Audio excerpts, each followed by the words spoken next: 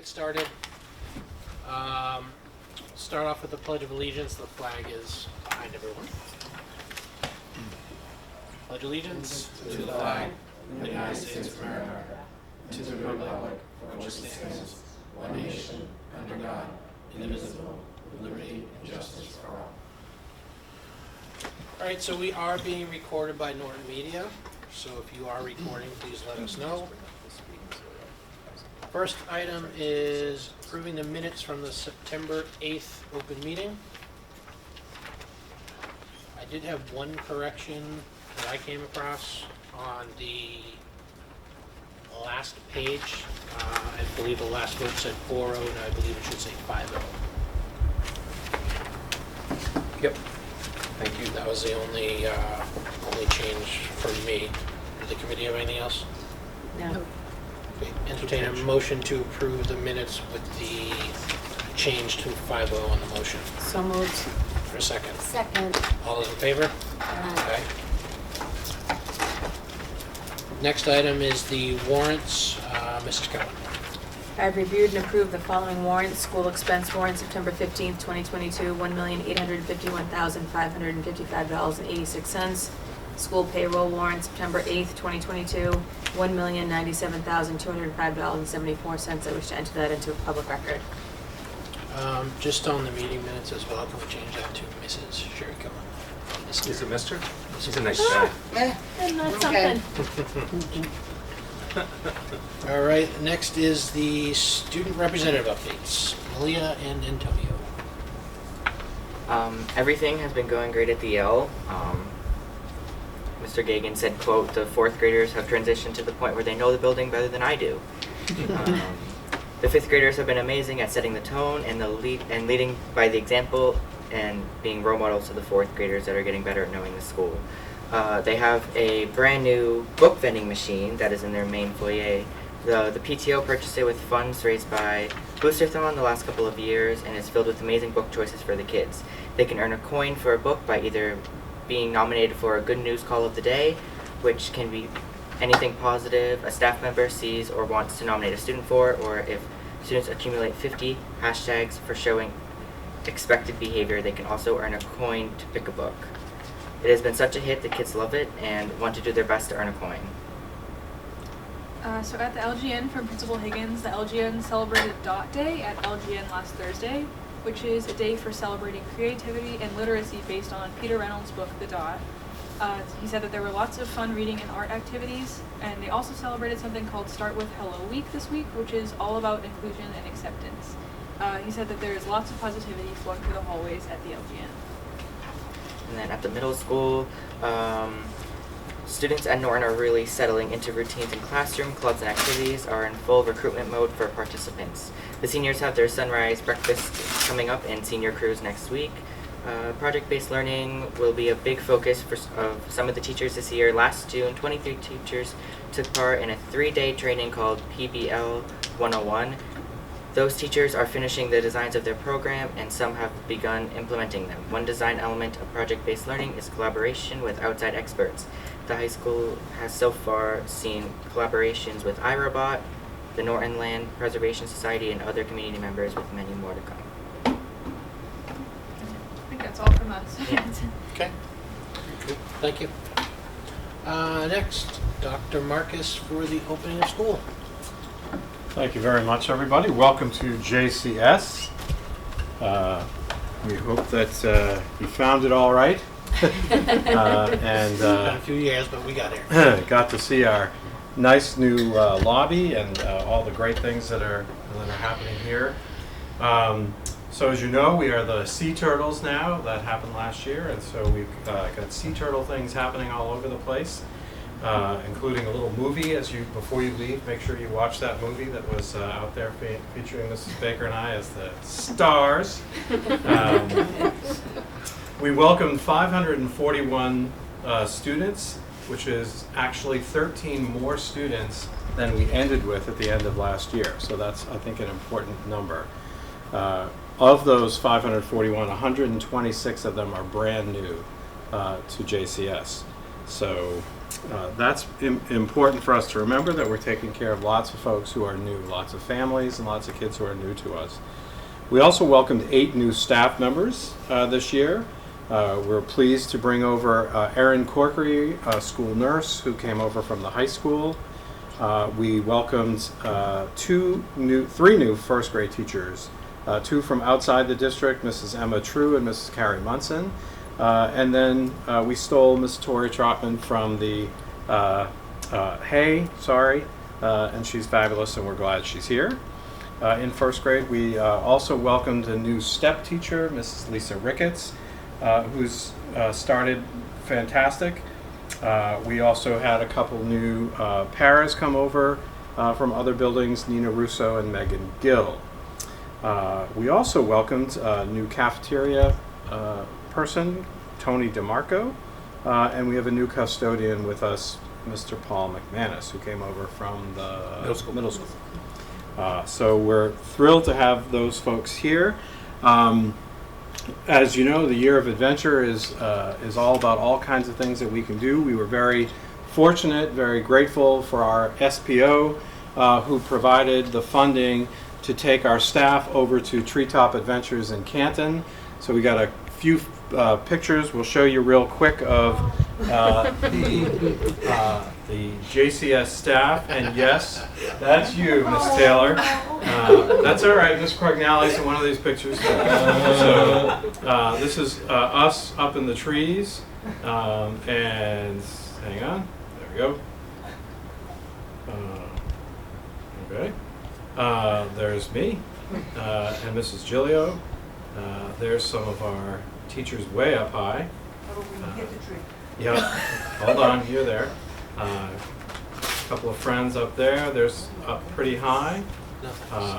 What was great about this day was that not only did we stretch ourselves and have our own personal adventures and do something that was a little bit daring, a little bit crazy, but we also really enjoyed some wonderful teamwork and got to know folks that we didn't necessarily see all the time and work together with them to help each other through these crazy courses. There's Mrs. Baker. And that was a really wonderful thing. It was a great opportunity. It's a beautiful day. And what was really spectacular about this is that I put it out to the staff in the middle of August and said, you know, gee, we have this thing, I don't know, we'll see. And between us, we were sort of betting that we'd get about 20, 25 people who might come. That's 53 of our staff who came on their day off. This was September 1st, a Thursday of that long weekend when they could be out at the beach or whatever. And folks came because of their commitment, and it was just a really spectacular day. And so we're very grateful to our SPO who supported that and helped us kick off a great year of adventure with lots more things to come. And now I'm going to turn it over to Mrs. Baker to talk a little bit about Little Lancers. Very quickly, we welcomed 102 new Little Lancers.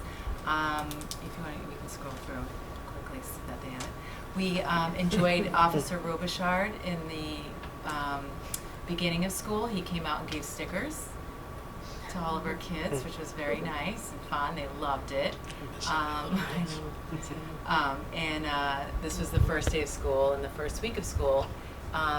We were able to have there we go, beginning of getting into class. It was very successful. We were very excited to have all our teachers back, all the students back.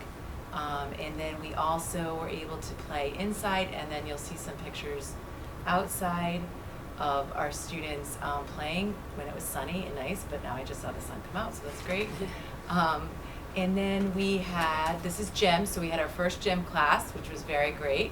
We love Mrs. R. There's Mrs. R. She did a great job with them. They got to play out on the playground for a little bit, and then the end is a popsicle party. Thanks to Dr. Bayada, we were all able to get on that Friday ice cream and enjoy that day. So thank you very much. And we were able to take one of our half-day programs and make it a full-day classroom. So we now have 3 full days, which is very exciting. And we look to just looking at more expansion of Little Lancers and just continuing that process. So we're very excited. It's a great group. So thank you. So welcome, everybody. Any questions, comments? No, I mean, I think that is such a great idea, that team building at Treetop. That was awesome, and to see so many people go, I think is great. But I think the thing that gets me the most about this school, like pulling in, I go right to like the same spot when I used to pick up my kids here. Like it's like rote behavior now. But this school just keeps getting better and better. I mean, I haven't been here in a lot of years. My son graduated last year, and I have a junior this year. And it's just, it just looks amazing. Outside, the garden is nice and cleaned up now, and just the whole school looks really good. So thank you for all your hard work, not only outside but inside. Thank you for your support. Yeah, of course. And Little Lancers is a lifesaver. Both my kids went through it. It's I got a first grader and a kindergartner now, so but both not quite sure how they can do it over there, but they're awesome. Angels. Yeah. It's really interesting too. Don't forget that this building is also the last building that's going through all the changes with the train initiative, all the HVAC systems and so on and so forth. So they'll have a boiler for the winter time this year, and then the second boiler will go up in I believe it's the springtime. But a lot of that's going on in kind of the background stuff you don't really see unless you're in the building on a day-to-day basis. So I was, there's a little competition going on with our principals about, social media and who can do this and that. So John, so far, I would say, is doing a pretty good job with that 53 people showing up on their own too. And thanks to the SPO for their support. It's great that they saw how that could be very fruitful for the beginning of the school year. Yeah, I'd say you have the early edge in the social media department so far. Well, You're when turtle. Mr. Higgins put out that 6'10" thing, Yeah. Mr. Joe was up on the roof and all that. Mrs. Baker and I were like, "All right, you want to throw the gloves down?" That's great. You were good turtles. Thank you. All right, the next is a personnel update. Dr. So Beck. you have the list, thank you, Mr. Chairman. You have the list of, when you total all of this and you do some cross-checking, about 121 changes. It's the most since I've been here. Add it up. When you add it all up. We had 21 resignations, 9 retirements. We had 19 originally not returning, but then those folks went into permanent hire, so that changes the number down to 10.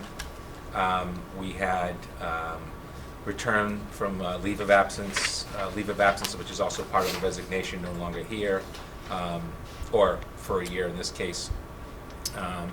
FTE changes and reassignments, you heard some of that from Dr. Marcus earlier. There was 25 of those, and then 46 appointments, including a number of people that, in a nice way, tried out for us, right? They were long-term subs for us, they're licensed. Yeah, We liked them, and we're giving them a chance to have their own classroom or be their own full-time support person within the classroom. So we welcome those folks, but if you're hearing a lot about, there isn't as much turnover as possible, there's some articles out there in the news that this is, well, I can tell you not Norton. I can only speak for Norton, but I haven't seen numbers like this, in the days that I've been here, especially on the side of the resignations.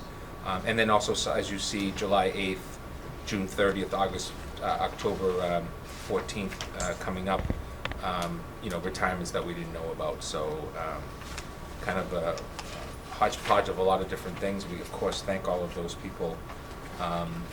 And now we are dealing with some attendance issues related to COVID because the protocols are the protocols. I'm hoping that the protocols change somewhat, but it is day 0.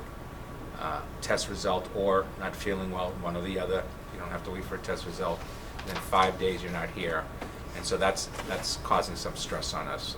So I put out for some permanent building subs today, coming from some extra school choice funds that came in at the end of the year. So I'm gambling, but I got to keep these buildings open as much as possible. So I wanted you folks to know that that's what we did with the approximately 60,000, 70,000 more than what we expected. So on the resignation, just a point. So I assume the retirement has something to do with their years of service, because it's Right. not just like, hey, 6 weeks into school. Right. No, retire. these are folks that have been with us for in some cases 25 to 30 years. Okay. 22 years, 30 years, 32 years, 22 years. So something like Over this will have 25 to go years. long-term sub for the rest of the year? No, Or these they folks, just- these folks are all backfilling. Any position that's a negotiated position that is needed, we've backfilled. In this case, is all of these positions we had to backfill. So are we doing permanent building subs at all anymore, or no? That's what we put out That's today. That's for- what we for put out each today. school, though? One in each school. Okay. Yep. So we don't are- have any though, we're looking for No, them again? exactly. Okay, so I wonder if some of them that were here last year, They may want to return. Right, okay. If they don't have anything, they may say, hey, I like working in Norton. yeah, So we skewed it, it's the first 90 days per the school committee vote 2 or 3 years ago. It's $100 for the first 90 days, $125 for days 91 over. So we've saved a few bucks. yeah. And those folks don't get paid if they're not here. So, it's, Yeah. but it's huge because, for example, a special education IEP meeting and the teacher needs to be pulled. Now we get potentially, if there isn't a teacher out, we get somebody to backfill that room for an hour for the meeting that takes place during the day. Right. Okay. Do we do any staff exit interviews? for like Yes, we people? just started. Yep. Okay. Yeah, we'll collate some data for you. We started a form for the first time Awesome. this year. And to what you're probably thinking, which is like, why did we have so many? Correct. And we also had individual discussions that we picked and chose in certain departments that we just weren't expecting that person to go. Mhm. So I can bring back some of that data if you'd like. And Yeah. again, we don't push it on people to have to do it, but we do put it out there. We try to keep it anonymous, if you will. We're not looking to hurt anybody. Any other questions? All right, next item is the field trip to New York City. Mr. Goldstein, you're back. This is an exciting moment. And I I mean, have it a was very awesome to be upset at the freshman that we didn't JCS, have it but- last year. Right. Yes, so thank you for having me here this evening. Yes, I've come to you as more of a perfunctory sort of thing because I'm required to come and seek permission from you folks to once again take our 8th graders to New York City. It has been since 2019 because 2020 we had begun planning for the trip and we had actually even started collecting monies and that became a process to refund monies, but we did so and because the world came to an end on March 13th, 2020. And so we have not had this trip in 3 years, and by the time we take this year's trip, which is scheduled for June 9th, it'll be 4 years essentially since we were last in New York City. So very much looking forward to it. And in order to begin really planning this in earnest, even though we've selected a date, I need the approval because I need to now make sure that the buses are secured and make sure our dinner reservation is secured and that sort of thing. And then I can start doing some of the other things which require a little less, planning in advance. So we're hoping to keep the trip essentially the same that we did the last couple times we went. We do anticipate a potential change with the United Nations. The United Nations is one place that has very much still not come back, to pre-pandemic kind of activities, if you will. They still are very stringent, and I think given the international nature of the body and the building, I think that's why they're very cautious about that. So it is very possible we cannot go to the United Nations, in which case I need to kind of put my thinking cap on to figure out where else we can go. Not that there isn't plenty of things to do and see in New York City, so it shouldn't be too hard, but it just something needs to fit into the schedule, so to speak. But that's essentially it. More or less, the trip will remain the same.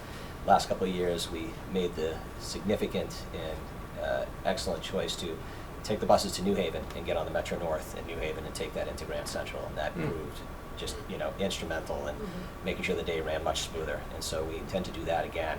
And then once we're in New York City, it's just a lot of walking. So make sure you wear good sneakers and that sort of thing. So What day of the week is it? Is it a Friday? it's a Friday, yeah. And the first couple of years we did it on a Thursday because we thought, well, maybe Thursday's better because of traffic and that sort of thing. But now that we get off at New Haven, really, those of you who've traveled 95 in Connecticut, you know that the traffic gets bad once you get past New Haven. To New Haven, you usually can go pretty well, especially the time of the morning we leave, because we typically leave the middle school about 5:30 in the morning. So we avoid Providence traffic, and usually we can sail down there pretty easily. So It's an out of state trip, therefore it requires by law affirmative vote of the school committee. Okay. Any questions? Comments? Chaperone volunteers? I was one of the ones on that last trip. Yes, you were. Yeah, that was Yeah. one of the best memories I have with my oldest son. Yeah. It's a fun day. It's a Yeah, long day, but it's a fun day. It was fun. Yeah, I remember when I was in 8th grade, we went and it was awesome. Yeah. I mean, obviously, from my standpoint, more of a comment would be the crime in New York City and the rates going up. Obviously, we're gonna need permission, parental signatures and everything else anyway. But I've just kind of make that comment of, make sure, I hope parents are gonna do their own due diligence. We're not gonna tell people how to parent, but, just kind of pay attention to what's going on. It is a consideration and something that Mr. Ayer and I have discussed, and fortunately, the places that we are going to, by and large, have a heavy security presence anyway. What are some of the places you go to? So, like in the past, we've gone to the UN, which is obviously a very secure facility, and then we typically walk from there down to Rockefeller Center, and even Rockefeller Center. I mean, there's plenty of police officers there with large guns and that sort of thing, and then typically, we usually visit St. Patrick's Cathedral. We usually do the observatory at the top of the rock, and then we do make our way down to Times Square, and so. Times Square obviously, kind of raises a little bit of eyebrows, but it is something that kids really very much look forward to. They love Times Square and just being able to, be with their friends and walk around and see some of those sights and, take that scene in. So, obviously we are hoping that, there is, no major, calamities, but we do feel confident. We usually bring a large number of adults with us too. I mean, I think, for about 150 kids, if I'm not mistaken, the last time, I want to say we had about 35 adults. So the ratio is pretty good. And so, we intend that we're going to assume that that's a bit about what it is again this year. So. Okay. Any other questions? Yes, I remember going on that 8th grade trip. I was part of the 8th grade trip back in 2001, and that was the last time that World Trade Center Twin Towers stood still. All right, entertain a motion to approve the request to travel to New York City. So moved. Is there a second? Second. All those in favor? Aye. Thank you very much. Congratulations. Fun. All right, next is the Early College Head Incubator Grant. Dr. Yes, thank you so much. As you folks all know, we've been working with a group that I'm a founding member of called the South Shore Early College Consortium. That group consists of 9 communities: Holbrook, Avon, Hanover, East Bridgewater, Norton, Easton, Attleboro, Taunton, and Brockton, and we have a bunch of people knocking on our door. We received a $100,000 incubator grant, incubator meaning that we are being asked to really put boots to the ground on this and get it started. There's a very strong potential of another $100,000 or $200,000 coming in for next year. This is not just a one-time grant, but it does require, as a planning grant, to really get some things done. I also shared with you the final grant where we're going to expend the money. This is just for your own edification, but we are basically hiring a consultant to put the boots on the ground for us, and then there's some money going towards guidance and school adjustment counselors, or who's ever going to be the network person, so one person at Norton High School. Then the other remaining funds you'll see on the next page really are around transportation. So this is a big push to get kids to visit campuses. If you remember, we started that in Norton last year, Assumption, UMass, Amherst. We are pushing to do the same thing, but working collaboratively. So you might see Taunton kids, Attleboro kids, and Norton kids, or Easton and KP kids and Norton kids, or a combination. So it's not just on a district to have to come up with the funds for a full day event like that. So that's the expenditure. This grant has a ton of accountability. Monthly reports that the person who's going to be hired. I'm the secretary of the board. We are making a recommendation for hire tomorrow. We interviewed someone on Monday, and we're making a recommendation to the full South Shore Consortium tomorrow. So we're pretty excited about it. And the person comes to us with entrepreneurial experience, public charter school experience, starting this in a charter school in Rhode Island. So we're feeling pretty strong that this could be someone that really moves this forward. and really checks the box of something that has been a project of mine for quite a while. So this person will be shared kind of amongst Yeah. this, Yep. the schools, so to speak. Yep, they'll be under the guides of the board and then work for the schools on a regular basis. Sounds like a great And again, program. Yeah. Yeah, we're pretty excited about it, and we just need to pull the trigger here, so we're trying to get this done. Right. That's great. Questions, comments? I know you've worked really hard on this, so thank you. Yeah, It's just definitely. another asset, I think, for the students in Norton, so. Pretty excited about it, as you know. It's been a project that I've probably have thought about for the last 14 years as a superintendent, and the bureaucracy is incredible on all sides of K to 16. And there really is a lack of a marriage between pre-K 12 and 13, 16. There really, really is. And I think we all need to do a better job of it, so. Do we need to vote on anything? No, you don't have to vote on anything. Thank you. Thank you. Thank you.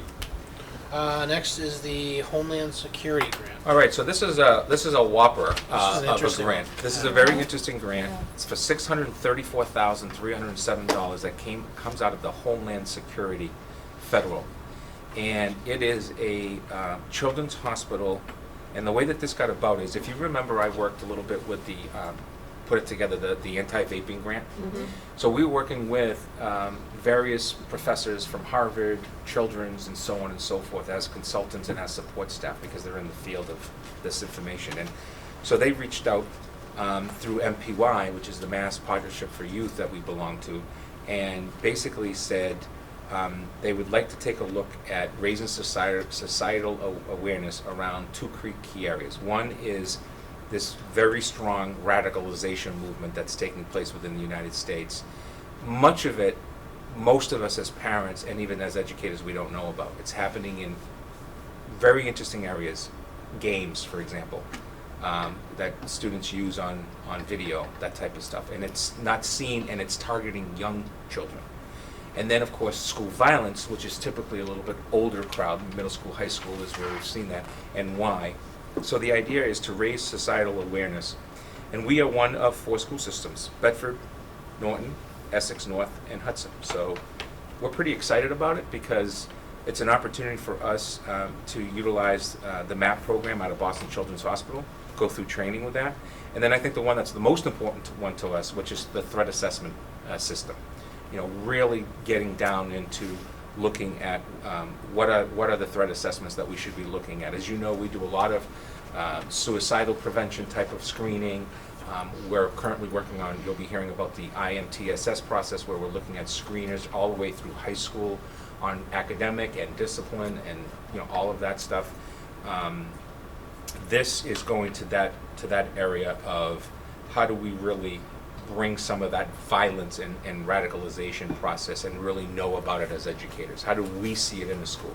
As we all know, unfortunately, we can all second guess a lot of these shootings that have taken place in schools, right?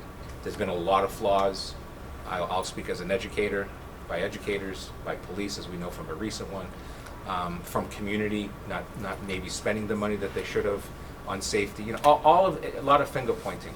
This is really a way to try to get rid of the finger pointing and saying, between law enforcement, schools, social workers, classroom teachers, we have people that have some training in this area, and then implement it, and then the researchers are going to collect the data in terms of where are the holes, how do we improve this. So this is a research grant for the school department. So we're pretty excited that, as we say, anytime we get excited about something, Little Norton is involved with something that could actually make some real changes to how we look at school violence and this issue of radicalization. That, in Norton we might not think of that phrase, but we know from the newspapers, we know that it's happening around us on a regular basis. Hopefully it never happens here. But so we're pretty excited about this, and just for the record, I'll just read it so that everybody knows. It's the overall goal is to equip and empower the 4 local school districts to be able to better identify and help youth at risk for radicalization to violence or targeted violence and terrorism.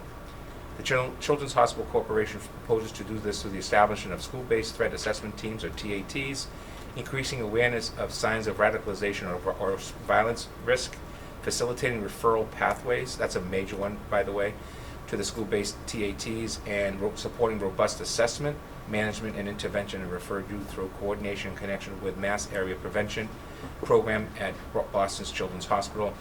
The Children's Hospital Corporation proposes to implement 2 projects: raising societal awareness within schools, also known as Project 1, and school-based threat assessment teams, Project 2.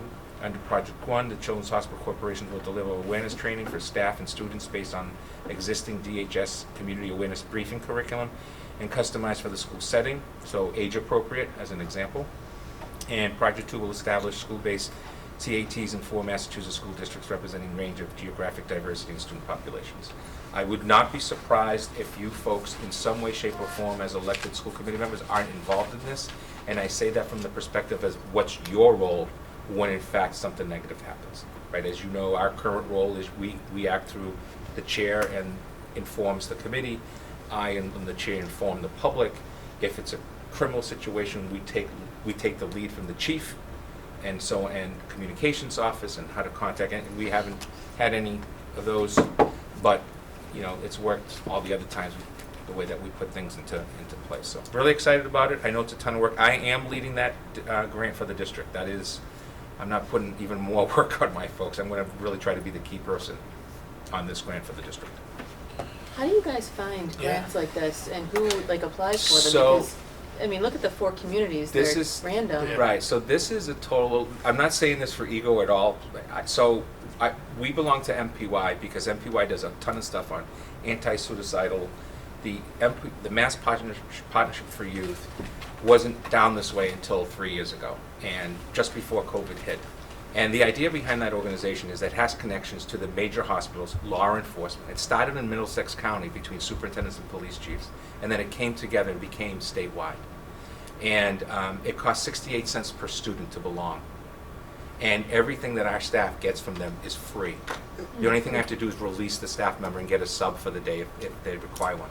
So your social workers, our adjustment counselors, I should say, our guidance counselors, a lot of it is geared to those. Our crisis team folks, our assistant principals, I just bombed them with, hey, this is free. If you'd like to attend, you could be our representative for this. So I ended up, because we're a member district, I'm on the board. And because we had written the vape grant and I had presented it with MPY, they just reached out and said, do you want to be part of this grant? It was that easy. Wow. So it's just a connection. Kinda like Yeah. easy. And Which is when great. they said what it was about, you guys know that school safety is something I'm always trying to figure out. Right. You know, we're not perfect. I mean, I take a lot of heat for it, as you know, and a lot of pats on the back, but anytime I can find a way for us to be part of research and how to improve, I think that's a good thing for us. So Do you think? Oh, Go sorry. ahead. No, go ahead. Do you think this will help with some of the issues we're having with behavior at the high school level, middle school, So- like the aggressive behavior? Yes, so that's the assessment piece. Okay. The assessments piece is going to be really how do we create an assessment that these are the things that may lead to that, kind of like you do with any of these suicidal prevention situations where you have these questions and it gives us that, if you will, radar, puts Yeah. the student on the radar for us. Yeah. That's one of the issues here with the assessment, is Okay. creating the assessments that help with, you know, why is this student, you know, choosing violence instead of, you know, other avenues that could be available to them. You know, why is it not only weapons, but their own fists being weapons? As we talked Right. about earlier this year, we had some fights in our school system that we haven't seen in a while, and we can pinpoint a lot of it towards what's been happening in the world and Right. around us, but the fact is, there's a lot of other issues, so it's going to be interesting. I'm kind of looking forward to it, and if I know Children's and Harvard and all of those guys, it's a lot of meetings, a lot of research, a lot of time spent trying to figure things out, because Homeland Security wants to use this as direct research for schools. I mean, this is not just, hey, you 4 guys go figure. This is, you guys are going to do the research for us, and then we're going to say how is the best practices duplicated nationally. It was $500 million worth of grants handed out, and we were the Massachusetts group, so pretty exciting. Yeah, that is. Now, will we look at, like, when they get this threat assessment or whatever it is, like, is that going to be, so you said it's going to be like best practices across all districts, so like, we'll also have to look to make changes within our district as a Yeah, result of this so as well? depending on the district, for example, if you're a vocational school, you're probably looking at this a little differently than you are Norton High. than you are if you're an early childhood center, than if you're a middle school. So, because the protocols for how you deal with school safety are different because of the ages of the children, the language that we use, all of that stuff. So that'll be part of this stuff. This is also drilling down into things like school avoidance, dropout prevention. I'm sure is going to be part of this discussion because a lot of this stuff is joined together. I don't want to equate dropping out of school and violence. I'm just saying a lot of that data They'll points. look for those data Yeah. points. Is there a time frame? So the grant is multiple years because if you got to create a lot of things, then you got to implement it, then you got to review it to see if Right. it's good enough. Then you got to. So it's going to be ongoing, and I wouldn't be surprised if this grant gets some further funding. I think anytime you can sort of develop techniques to be proactive is always really beneficial, so. Right. Okay. Great. Any other thanks. questions or comments? No, sounds good. All right, next thing is any other topics? Just two quick ones. One is going to be we're going to let the rookie over here get some language in today, so she can start getting used to this. So Christine Hatfield, our business manager, would like to give you an update on the capital improvement request that you signed off on. So we're no longer going to need the capital improvement request that we asked for the fall town meeting. Which one was that one? That was. The minibus. Yep. Yep, we found that we had previously appropriated funds at last year's town meeting for $69,000, and we never obtained the bus that we asked for. So since we still have those funds and we never expensed on them, we can use those funds to buy the used one that we are seeking now. And for you to know, we went the route of a used bus with under, I can't remember the number. Under 15,000. Under 15,000 miles.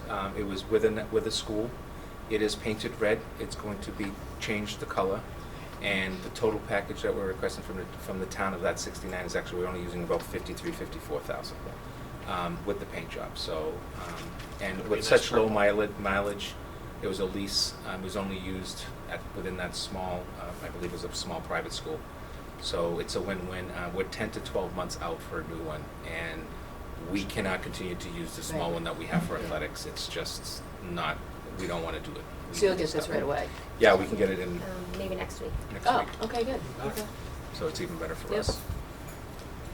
And this was approved at town meeting, correct? Yeah, last Yes. fall. Right, so that's yeah. why we can get Yep. it, okay. Yep. And then the second item on that capital improvement that we zeroed out was the upfront paving. But thank you once again to Keith and the highway department. The guy is fantastic to the school department. He came in before school started and just patched those all up, and then we'll start working on a long-term plan. We're not gonna be able to pave right now, so getting the money at the town meeting right now doesn't make any sense. Right. You also trim back some trees out there too. Yes, the tree trimming guy does some of it too. He does it. I mean, and he So did it's the good. water main. He did the water. This what's it called? The drain right out here that was sinking in. Yeah. His folks in the spring into the summer fixed that as well, and so we thank the highway department very much. Okay. And last but not least, the retro checks to all teachers and paraprofessionals went through today. So the only thing we have to work on is the process for the M75, the Master 75 process. But both sides know that that's going to take some time. Teachers have to go out and get stuff from the universities and all of that. So that'll be another different retroactive check. And when we do that, we'll communicate with the school committee because you might see a bigger lump of stuff in there. Just one last comment, if I may. There's a lot of frustration about the athletic complex because we're seeing it every day. It looks really nice. Why can't I get on it? I just want to make sure that the public knows. The only reason why we're not playing on specifically the high school field is because we need a substantial completion directive, if you will, piece of paper that gives us that we can go on it and use it. If I don't have that, then anything It's still a goes wrong. construction site. And it's still a construction. Anything goes wrong, we own it. And by we, I mean the school department and potentially the taxpayers. So just, my newsletter this week talks about that, says what is substantial completion. So that people know I know the kids are frustrated, because they're trying to get on there. Our due date right now has not changed. It's still October 15th. There's a lot of discussions now going on about the painting of tennis courts and can it happen because of the weather changes, because of the type of material that it is. I don't want to gamble that a spring from now I got things bubbling up and going wrong. I think we've done some of that. But I anticipate that we will be playing soccer and football on the football field before the end of the regular seasons for those teams, unless something dramatic comes up in the next week to 10 days. I think it's also important to mention too, because we do have some of the public going out onto the track, just moving gates. Yes. That they have, paved this, and it has to cure for a certain amount of days before people can actually walk on it. Right. So, and then it's gonna be striped, and so it's important to realize if the gates are closed, it is not open to the public right now, because it is still being worked on. It is a construction site. Right. There are still screws all over the place and all Right. of that, and and if we wait a little bit more, if we're cautious, we get this done right, and we have this for up to years. And with, Well, I mean, we want it done right once, not I think we learned our lesson something happen- already. Yeah. At this point, we're 3 weeks away. It's Yeah. literally 3 weeks away. So we're at the finish line, we just need to finish strong.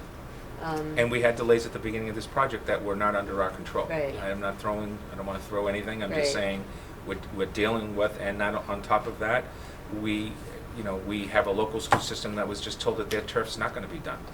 It's not gonna be done because it's not coming in. Right. We have ourselves, we have a scoreboard at the football field. It's not coming in until December. So, we're not gonna wait for that, because that's not, Right. that's not part of the substantial Temporary completion. That's a solution. punch list item that Yeah. is coming in late, so. So like we are looking to have a dedication, right? Yeah, so we'll be Opening. announcing, as soon as the 15th comes and we can start playing some games and doing all of that stuff, we are going to be probably formally announcing that, although games are playing and all that, I think we're going to do the ribbon cutting for Thanksgiving, because we have a lot of alumni that come on Thanksgiving. It's always a good turnout, and if we do a little public relations around, Channel 6 is coming out next week out of Providence to do a story on it with, I think it's going to be Karina, Wade, and Aaron. I gave it to them to do their thing. So we're in a good place. Pretty Yeah. exciting that something that started almost 6 years ago this fall will be opened up. It looks amazing. Yes, it looks Really great. is. Yep, it looks good. It's good. I can't wait to cover all the games at the new field. That's right. So student athletes will play football and soccer. You got to be patient and let it play out. Thanks, Peter. Thanks, Peter. Anything else? Nick, Carolyn, No. Sherry? Nope. Okay. Entertain a motion to adjourn. Our next meeting is Thursday, the 13th at the Hague. So moved. For a second. Second. All those in favor? Aye. Have a nice night. Thank you. Thank you all. Thank